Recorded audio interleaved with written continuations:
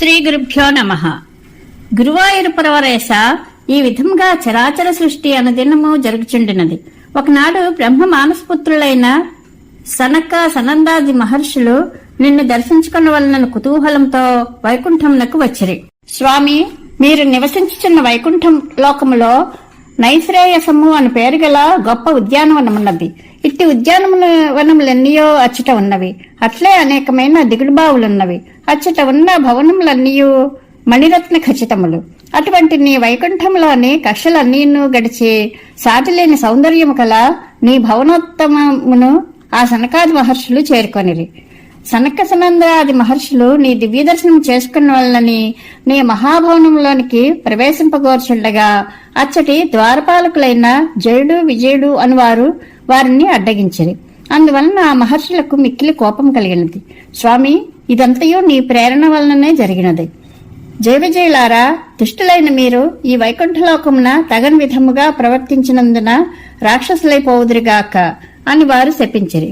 స్వామి, నిన్ను సదా ఆశ్రయించుకునిండడు జయ విజయులు తమ తప్పును గుర్తించి శ్రీహరి స్మృతి మాత్రము నశింపకుండా తమను అనుగ్రహింపుడని మహర్షులను వేడుకొనిరి. కమలలోచన గురువాయూరపర స్వామి జయ విజయులు చేసిన అవినయ కర్మయు మహర్షులు వారిని శపించిన విషయమంతయు నీకు తెలిసినది. అందువలన లక్ష్మీదేవి వెంటరాగా గరుత్మంతుని పైన అందమైన నీ బాహువుల నుంచి నీ దివ్య సుందరమైన విగ్రహము చేత సనక సనందాది మహర్షుల అందరూ ఆనందపరచుచు వారున్న ప్రదేశములకు నీవే స్వయముగా వచ్చితివి. ప్రభు, నీ దివ్య సుందర రూపమును సందర్శించిన సనక సనందాదులు ఆనందాతిరేకమున నిన్ను స్తుతించుండగా నీ మధురాతి మధురమైన మాటలచే వారిని సంతోషపెట్టితివి. అట్లే నిన్ను సదా ఆశ్రయించి ఉన్న జయ విజయులతో మీరు వైరభక్తితో నన్ను సేవించుచు 3 జన్మలెత్తిన తర్వాత నా దగ్గరకు వత్తురని అనుగ్రహంతో పలికితివి. స్వామి, నీ భృత్యులైన జయ విజయులు కశ్యప మహర్షికి దితికి రాక్షస వీరులై జన్మించారు. వారు రాక్షసకాలమైన సాయం సంధ్యా సమయమందు తల్లి గర్భమున పడినందువలన దుర్మార్గులైరి. కవలలుగా జన్మించిన ఆ రాక్షసులు మిగుల లోకభయంకరులుగా నుండిరి. దితికి కశ్యప మహర్షికి జన్మించిన ఆ రాక్షసుల్లో ఒకడు హిరణ్యకశ్యపుడు, మరి ఒకడు హిరణ్యాక్షుడు. వారు పుట్టగానే పూర్వజన్మ వాసన జ్ఞానములను కోల్పోయి హీనులైరి. అందువలననే నీ అధీనమందున్న సమస్త లోకములను వారు మిక్కిలి భయపెట్టసాగిరి. ఆ రాక్షసులందు చిన్నవాడైన హిరణ్యాక్షుడు కందకావరము వల్ల మిక్కిలి గర్వించి గదను మాత్రమే ఆయుధముగా తీసుకుని దేవదానవులు మొదలైన వారినందరినీ ఓడింపసాగిను. అందువల్ల తనతో యుద్ధము చేయగలిగిన వాడు ఈ ప్రపంచమున ఎక్కడా కూడా లేడని గర్వంతో నీ ప్రియురాలైన భూమిని సముద్రములో ముంచి వేసి గర్జించుచు ప్రపంచమంతా తిరిగిసాగాను. ఈ విధముగా హిరణ్యాక్షుడు మహాగర్వముతో తిరుగుచున్నప్పుడు జలాధిపతి అయిన వరుణుడు అతనితో నీతో యుద్ధము చేయగలిగిన వాడు, నీకు సమానమైన వాడు శ్రీహరియే అని తెలిపాను. అందువలన హిరణ్యాక్షుడు నిన్ను వెతకసాగినాడు. నీవు నీ భక్తులకు మాత్రము కనిపించేవాడవు. అట్టి మహామహిమ కలవాడవు. దయాసముద్రుడవగు గురువాయూరు పురవరేశ్వర శ్రీమన్నారాయణ, నీవు నా యొక్క రోగములన్నింటినీ దయచేసి తొలగించుము. ప్రభు, స్వయంభూమనువు సృష్టి కార్యమున నిమగ్నుడై ఉండెను. అది ప్రళయ సమయము కాకున్నను భూమి నీటిలో మునిగి ఉండుటను అతడు గమనించెను.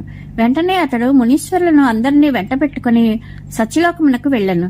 నిరంతరము నీ పాదపద్మములను సేవించుచు ఆనందించుచుండెడి బ్రహ్మను అతడు శరణు వేడెను. పిమ్మట మనువు బ్రహ్మను ఇట్లు వేడుకొనెను. పద్మసంభవ, నేను ప్రజాసృష్టిలో నిరతుడనయ్యుండగా భూమి నీటిలో మునిగిపోయినది. ప్రాణులకు సంకట స్థితి ఏర్పడినది. ఈ స్థితిలో సమస్త ప్రాణులు తలదాచుకున్నటకు స్థానమును కల్పింపుము. ఇట్లు మనువు విన్నవించిన వెంటనే, ఓ కమలాక్ష, బ్రహ్మదేవుడు నీ పాదపద్మములను ధ్యానించెను. ప్రభు, ప్రళయకాల జలములను నేను మునిపే త్రాగి ఉంటిని గదా, ఇప్పుడు మరలా భూమి నీటిలో మునుగుచున్నదేమి? అయ్యో, ఇంక నేనేమి చేయవలను? ఇప్పుడు నీ పాదములే నాకు దిక్కు. ఇట్లు బ్రహ్మ పలుకుచుండగనే నీవు అతని నాసికాపుటం నుండి వరాహ శిశురూపమున ఆవిర్భవించితివి. ప్రభు, తొలుత నీవు అంగుష్టమాత్ర శరీరుడవై బయటపడితివి. ఆయన చూచుచుండగనే ఏనుగు శరీరము వంట శరీరముతో నీవు విజృంభించితివి. ఈ విధముగా వెంటనే పెరిగి ఆకాశమంత ఎత్తుగా ఉన్న నిన్ను చూచి బ్రహ్మదేవుడు తన పుత్రులతో సహా మిక్కిలి ఆశ్చర్యమునకు లోనయ్యను. దేవా, బ్రహ్మదేవుడు నీ వరాహ రూపమును చూచి ఆశ్చర్యంతో అద్భుతమైన మహిమగల ఈ వరాహమూర్తి నా నాసాపుటమున ఎట్లు ఉదయించెను? ఇతడు ఎవ్వరు? ఇది పరమాత్మ యొక్క మాయ కాబోలును అని పరిపరి విధములుగా ఆలోచించినప్పుడు నీవు వెంటనే పెద్ద పర్వతమంత ప్రమాణమున ఎత్తుకు ఎదిగి మహాభయంకరముగా గర్జించితివి. జనోలోకమున, తపోలోకమున, సత్యలోకమున నివసించిన మునీశ్వరులు నీ గర్జనారవమును విని భక్తి ప్రపత్తులతో నిన్ను స్తుతింపసాగిరి. ఆ మహర్షులు చేయుచున్న స్తుతులకు నీవు బాగా సంతోషించి ఇంకనూ గట్టిగా గర్జించి విశాలమైన శరీరంతో సముద్రమునందు ప్రవేశించితివి.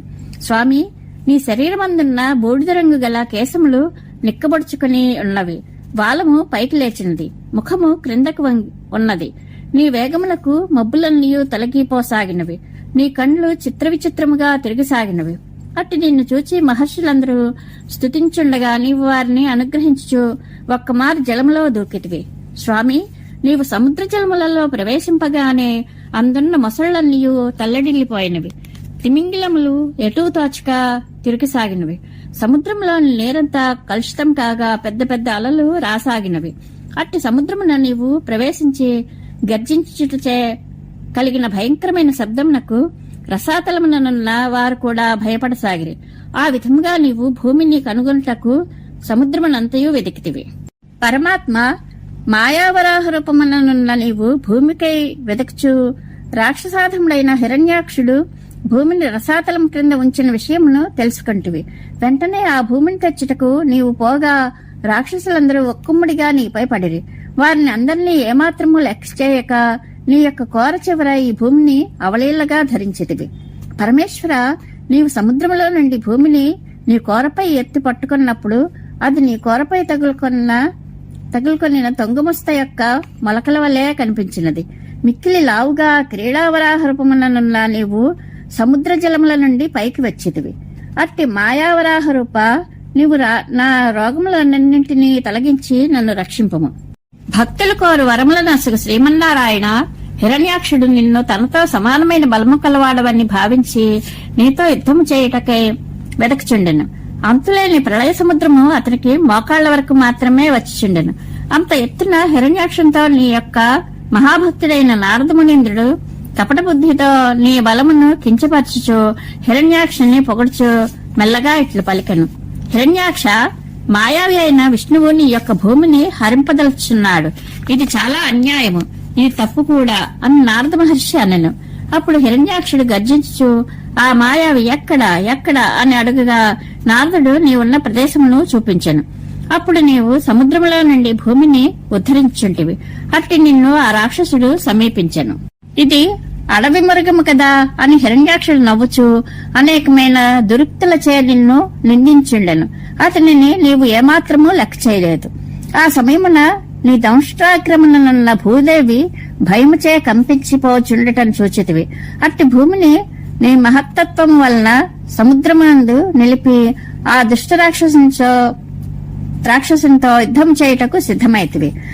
రాక్షసాధముడైన హిరణ్యాక్షుడు గదను పట్టుకుని యుద్ధం చేయుటకు రాగా నీవు కూడా చాలా గొప్ప గదను చేత పట్టుకుని ద్వంద్వ యుద్ధమునకు పూనుకొంటివి.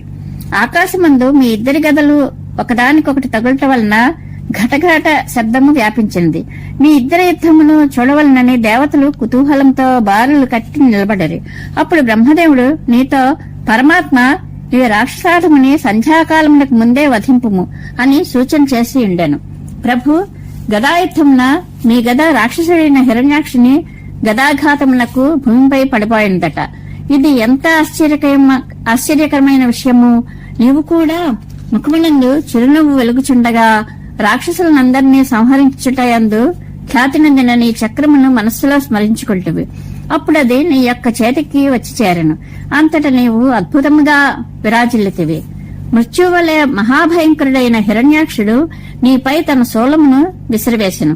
అప్పుడు నీవు చక్రాయుధమును ప్రయోగించగా అతని శూలము ముక్కలు ముక్కలయ్యను. అందువల్ల హిరణ్యాక్షుడు అమితమైన కోపంతో నీపై ముష్టి ప్రహారమును గావించెను.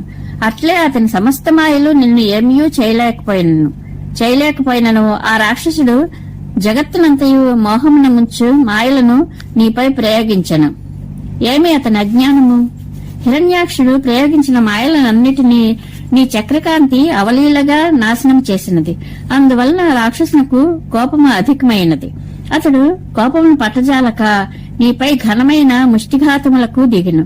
అప్పుడు నీవు నీ పాదాంగుష్టం చేత హిరణ్యాక్షుని యొక్క చెవి దగ్గర ఒక దెబ్బ కొట్టితివి. దేవా, మహాకాయుడైన హిరణ్యాక్షుడు నీ పాదప్రహారముల ధాటికి నోటి నుండి రక్తం క్రక్కుకొంచు అసువులను వేడి పడిపోయాను. అతనిని నీవు అట్లు దెబ్బ తీసినందులకు అప్పుడు ఋషులందరూ నిన్ను పొగడసాగిరి.